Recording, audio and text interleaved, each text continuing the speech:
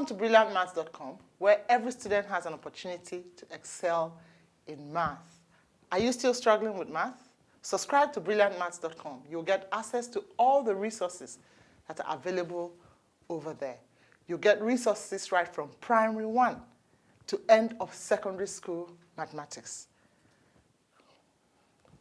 Have you seen this? This is Brilliant Maths Module 5. The title is Algebra 2. Subscribe for it if you don't have a copy. Subscribe to brilliantmaths.com and request for Module 5 and it will be sent to you. Today's lesson is actually from this module. Grab a copy and let's work together. Today we'll be looking at indices. What do we really mean by indices? An index is a convenient way of writing repetitive multiplication. That means, for example, 3 to the power 5. 3 multiplies itself 5 times. You write it as an index. The plural of index is indices. Consider 2 to the power 8. The digit 2 in 2 to the power 8 is called the base. And 8 is the index, or the exponent, or the power. So 2 to the power 8 is written as 2 times 2 times 2 times 2 times 2 in 8 places. Note that when the base number is a decimal or a fraction, it is written in brackets with the index outside. For example, like this. So the base here is 3.5 or 7.5. So we put it in bracket and we put the index on top. Let us look at an example. Let's look at this example. Write the following in index form. 3 times 3 times 3 times 3. So the base is 3. So the base is 3. And then the power will be the number of times 3 is multiplying itself. So that is 1, 2, 3, 4. So that's 3 to the power 4. We've written that in index form. For the next example, we have 2 times 2 times 5 times 5 times 5. Here we have 2 different bases, 2 and 5. So we'll write them separately. So that is 2 to the power 1, 2, 2 to the power 2 times 5 to the power 1, 2, 3. And the next one, we have P times P times P times R times R times R. So again, we have 2 bases, P and R. So P, 1, 2, 3. So P to the power 3 times 1, 2, 3, R to the power 3. P times Q times Y times P times Q. Here we have 3 bases now. We have P, we have Q, and we have Y in different powers. So we have P. How many P's? 1, 2. P to the power 2. Q.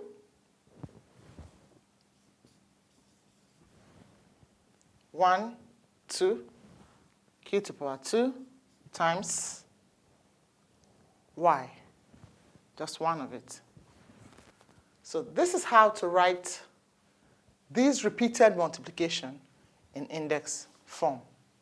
In the next example, we are being asked to expand. Write each of the following in expanded form. So it's written in index form, and then we're supposed to write the expansion. That's very easy. I guess you can do that mentally. 2 to the power 4. So that gives us 2 times 2 times 2 times 2. 2 times 9 to the power 2. That actually means 2 times 9 times 2 times 9. You can choose to leave the answer like that, or you write it out as 2 times 2 times 9 times 9. Whichever way is still correct. 10 to the power 5 means 10 times 10 times 10 times 10 times 10. Make sure the power is equal to the number of times the base is multiplying itself. It's 10 to the power 5, so we have 1, 2, 3, 4, 5. So 10 is multiplying itself 5 times. And then we have 0.2 to the power 4. That is 0.2 times 0.2 times 0.2 times 0.2. So 0.2 is multiplying itself 4 times. We can also find the value of these expanded form, or the value of the index form. Let's see that in the next example. Let's look at these examples. Find the value of the following: 5 to the power 3. So 5 to the power 3 equals 5 times 5 times 5. And this time we're calculating the value. So 5 times 5 is 25, and 25 times 5 is 125. Next is 2 to the power 5. So we have 2 times 2 times 2 times 2 times 2. That gives us 2 times 2, 4, times 2, 8, times 2, 16, times 2, 32. I hope you're paying attention. 10 to the power 6. That is 10 times 10 times 10 times 10 in 6 places. I'm not going to write out that stretch. So how many zeros are we supposed to have? We'll have 6 zeros. So that's 1, 2, 3, 4, 5, 6. So 10 to the power 6 is 1 million. Example 2 says, express 1,000 as a product of its prime factors. Hence, find the value of A and B such that 1,000 equals 2 to the power A times 5 to the power B. So the first thing we need to do is to express 1,000 as a product of its prime factors. How do we do that? 1,000. We're going to divide 1,000 by prime factors. So it's an even number, so we start with 2. So 2 into 1,000 will give us 500. 2 into 500 will give us 250. 250 divided by 2 will give us 125. 125 is not even, so it cannot be divided by 2. 1 plus 2 is 3. 3 plus 5 is 8. So it cannot be divided by 3. The next factor, or the next prime factor, is 5.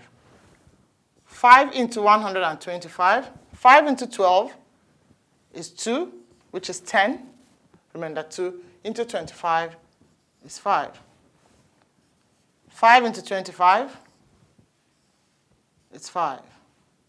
And then 5 into 5 is 1. So 1,000 is equal to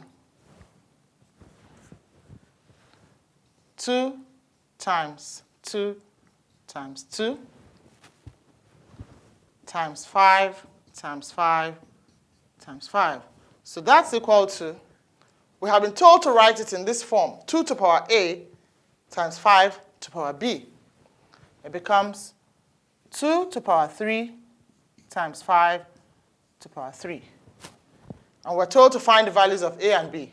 So as we can see, a is equal to 3 and b is equal to 3.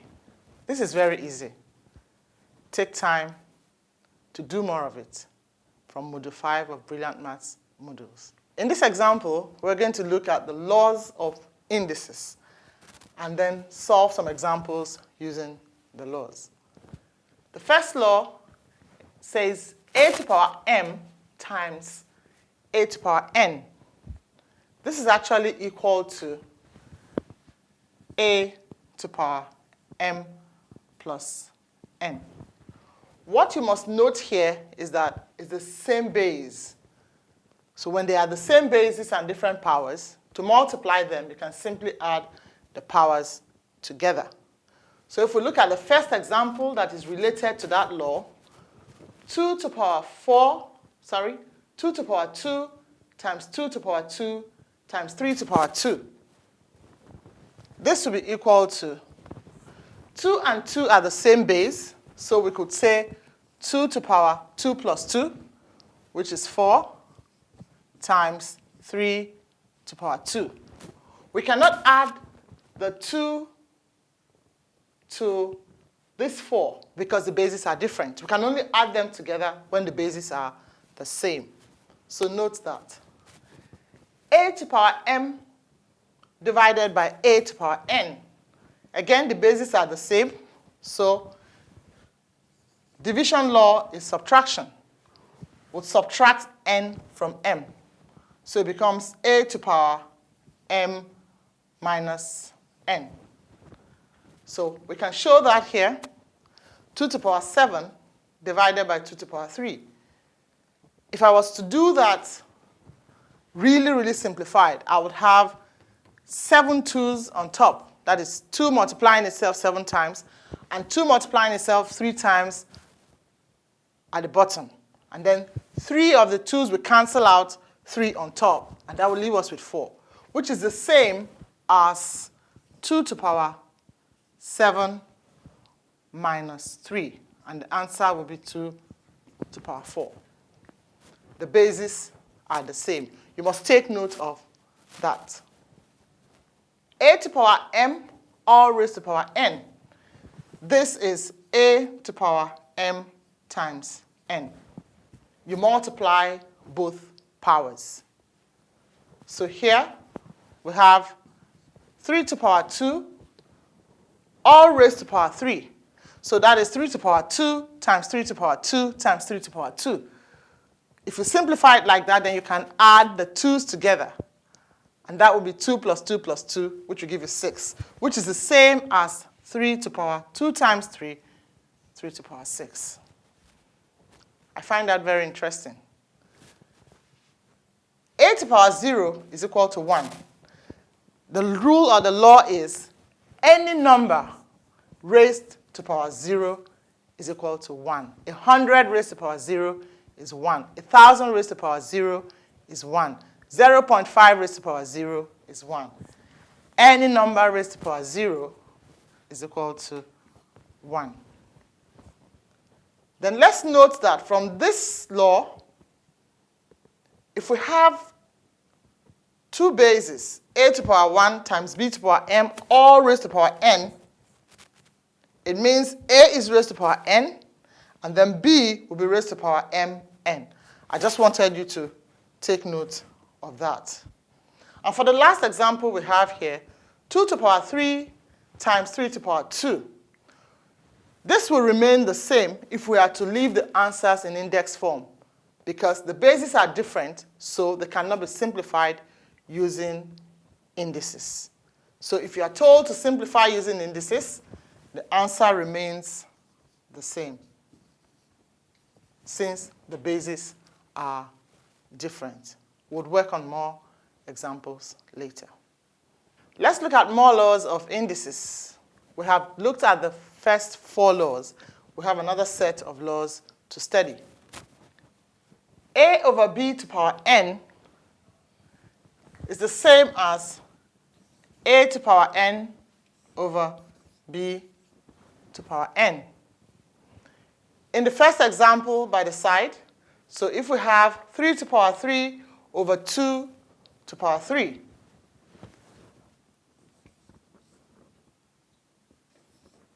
each of them is raised to the power 3. And then depending on what you were asked to do, if you are to leave your answer in indices, that's it. But if you were to find the value or simplify completely, that will be equal to 3 to the power 3 is 27. 27 over 8. A to the power minus m. If you have a negative index, it means the reciprocal of the base. It is 1 over a to the power m. So we apply it directly to example 2. 6 to the power minus 2 is 1 over 6 to the power 2. And 6 to the power 2 means 6 times 6. So the actual answer of value is 1 over 36. The next law, fractional law. A to the power 1 over n. It becomes nth root of a. Whatever n is should be the root. So if it's 1 over 2, it will be square root of a. If it is 1 over 3, it will be cube root. A raised to the power 1 over 10 will be the 10th root. So when we have the index as a fraction, the denominator is the root. So a to the power 1 over n is nth root of a. And in the last law here, a to the power m over n. The numerator is a power and the denominator is a root. So this simply means nth root of a all raised to the power m, or a to the power m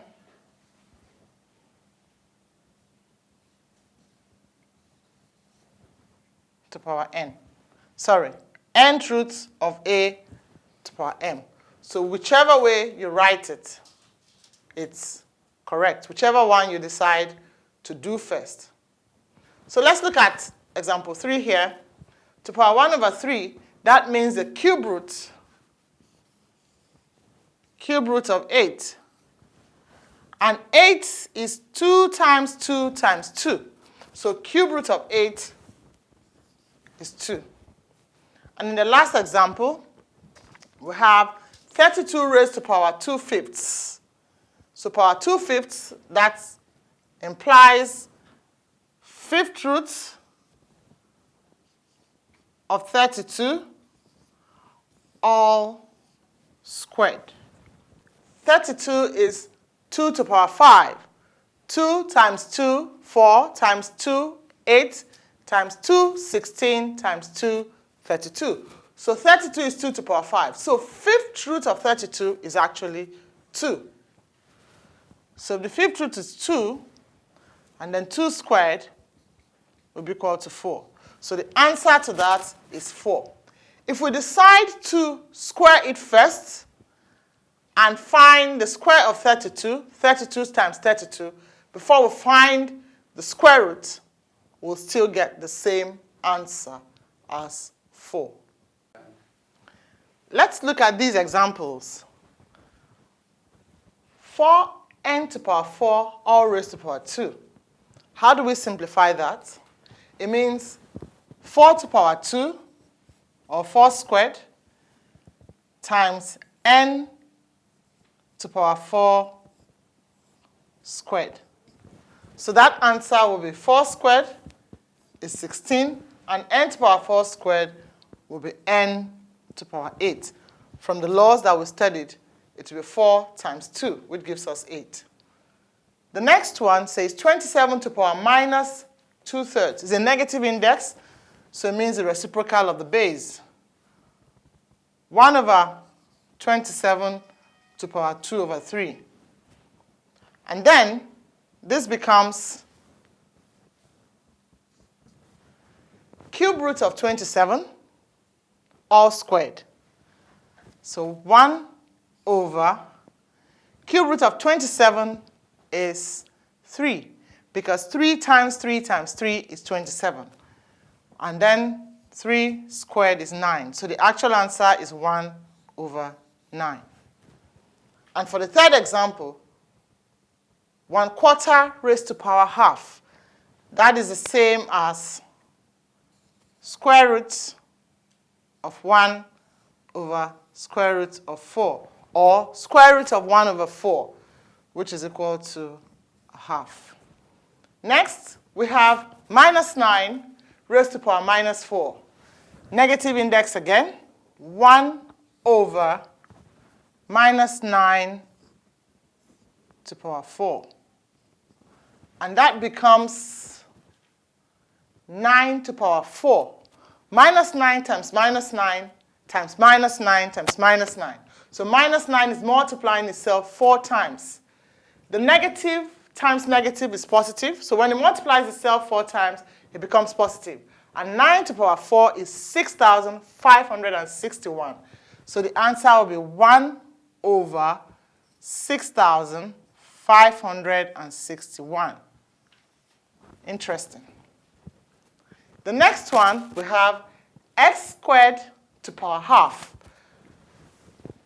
We could easily cancel that because half times 2 is 1. So that gives us x cubed, x to power 1/3, all raised to power 3. We can also cancel that. So we actually have x divided by x, which is equal to 1. That is the same as x over x. And the answer is 1. And for the last one, we have 5y to power 3 divided by 2y to power minus 2. 2y to power minus 2 is the same as 2 over y squared. So we can write that if we change our division sign to multiplication, it becomes y squared over 2. Because we reciprocate. This on its own is 2 over y squared. You change division sign to multiplication, then the y squared comes on top. You reciprocate. And then y cubed times y squared is y to power 3 plus 2. So our answer will be 5 over 2 y to power 5. You need to work carefully when you are doing indices. In this example, we want to look at exponential equations. So we have 3 to power x is equal to 9. So what do? 3 is a factor of 9. So 9 can be written with a base of 3. So we have 3 to power x is equal to 3 to power 2. 3 to power 2. So equating powers, therefore, equating powers,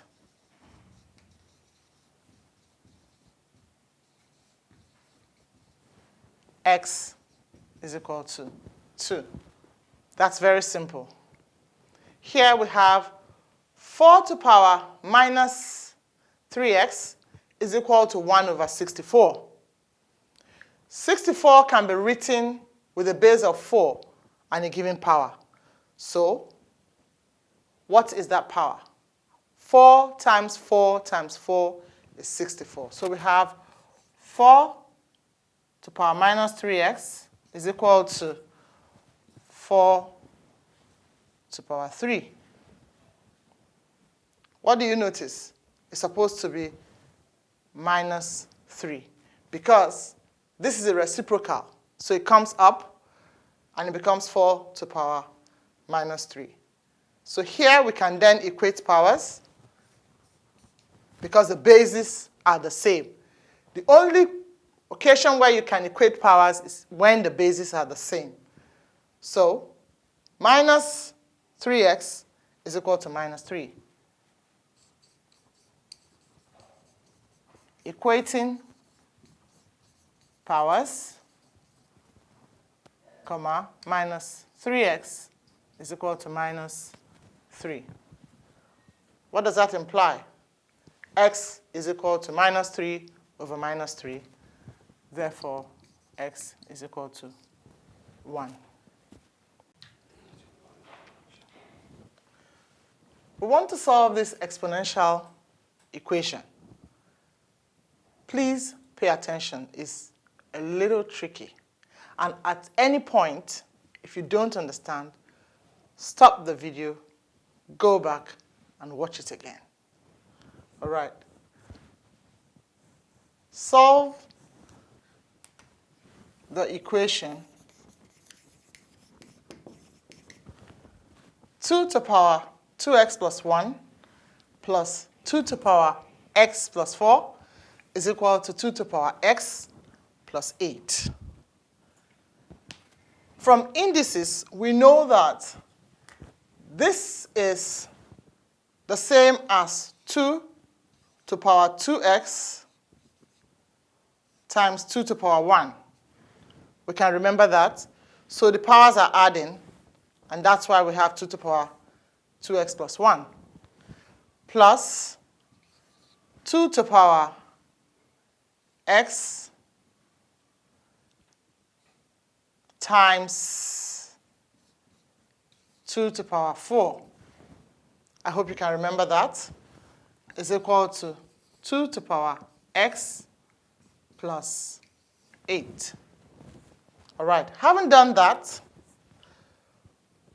2 to the power 1 and 2 to the power 4 are coefficients of 2 to the power 2x.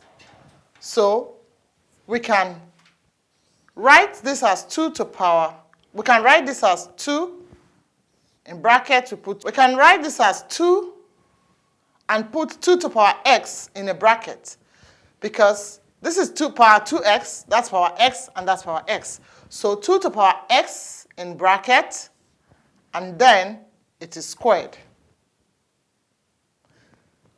And then this becomes 2 to the power 4 is 2 times 2 times 2 times 2. So that is 16. So this becomes 16, and we put the 2 to the power x in bracket. And again, we have 2 to the power x, and we have our plus 8. So the next step is to say let the 2 to the power x equal to y. So this becomes 2y squared. This is our y now, plus 16y minus, I'm bringing this to the other side, minus y, because y is 2 to the power x, minus 8 is equal to 0. As you can see, I have a quadratic equation. And my equation is 2y squared plus 16y minus y is plus 15y minus 8 is equal to 0. We have already learned how to factorize quadratic equations. If you didn't see that video, go find it. Here, we multiply minus 8 and 2, and that gives us minus 16. So to find the factors, we need factors of minus 16 such that when you multiply it, you get minus 16, and when you add them, you get 15. And those factors are minus 1 and plus 16. Because minus 1 times 16 is minus 16. Minus 1 plus 16 is plus 15. So we simply replace the middle term, 2y squared plus 16y minus y minus 8 is equal to 0. So we're grouping, and when we group that, we have that 2y is common, and we have y plus 8. And here we have minus y plus 8, and that's equal to 0. So we have two brackets. So y plus 8 is now common. So 2y minus 1 into y plus 8 is equal to 0. So next, 2y minus 1 is equal to 0, or y plus 8 is equal to 0. From this, we have that y is equal to 1 over 2, or y is equal to minus 8. But remember that our y is equal to 2 to the power x. So when y is equal to half, that means that when y is equal to half, therefore 2 to the power x is equal to half. And half is equal to 2 to the power minus 1. So that means that x is equal to minus 1. And then, when y is minus 8, when y is equal to minus 8, that implies that 2 to the power x is equal to minus 2 to the power 3. That has no solution because 2 and minus 2 are different bases. So this equation has only one solution, which is x equal to minus 1. Because the bases are not the same, we cannot equate the powers. Therefore, y can never be minus 8. This is impossible. Therefore, x is equal to minus 1, and y is equal to half. The equation has only a set of solutions. For more of this, subscribe to brilliantmaths.com. Get Module 5. This lesson is taken from Module 5. And always, always remember that maths is fun, and you can do it.